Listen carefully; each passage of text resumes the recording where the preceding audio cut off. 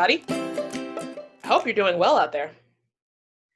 Today, I want to talk to you about a really big word. I mean, it's not a big word, it's actually a really little word. It's only 3 letters, but it gives people really big feelings. And that word is S-I-N, sin. Now, you may or may not know that most of the time when we're talking about a sin, it's something bad, like really, really bad. But what is it? Is it being a certain way or loving a certain way or having a certain identity? No, that's not sin because God made us all exactly as we're supposed to be.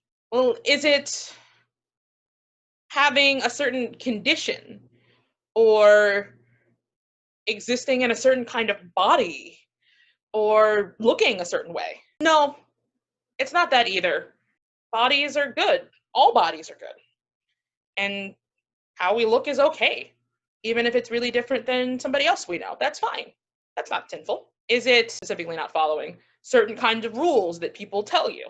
Not really that either. I mean, even when we're looking at what people say are rules in the Bible, most of the time it's their interpretation of them.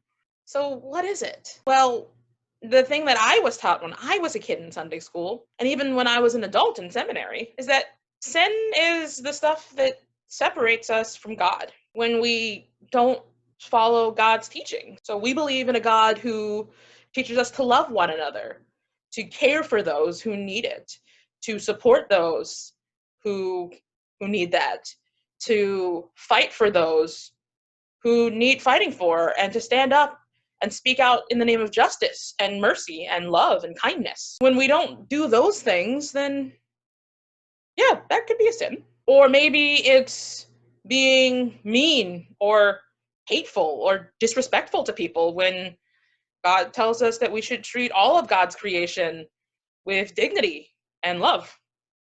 I guess that could be one too.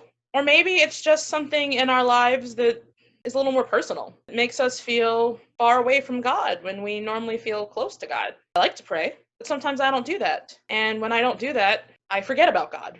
Forgetting about God makes me feel far away from God.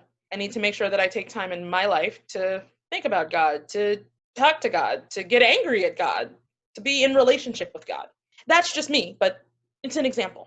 And the big thing about sin is that it's not some big scary thing that you do or you don't do and you're going to be punished forever and something terrible is going to happen. It's not like that at all. It's just that you're human and you're not God. You're not perfect. So you're going to do things sometimes that don't follow God's teachings. You're going to do things sometimes that make you feel far away from God and maybe even from God's creations. You're going to accidentally do or say something that's hurtful or harmful. You're gonna not stand up for people when you should have. All these things happen, but it doesn't mean that you're a bad person. Instead, it means that you have an opportunity to do something different. You can recognize what you need to change and fix it. If you're not showing love to people, you can show love to people. If you didn't stand up for somebody when they needed you to, you can apologize and then do it the next time it comes up. If there's something that makes you feel close to God and you're not doing it, you can try to do it again. You can talk to the grown-ups in your life about this, about how you can try to be the best you that you can be, and how if you mess up, it's okay. You can always try again, and you can always make it better.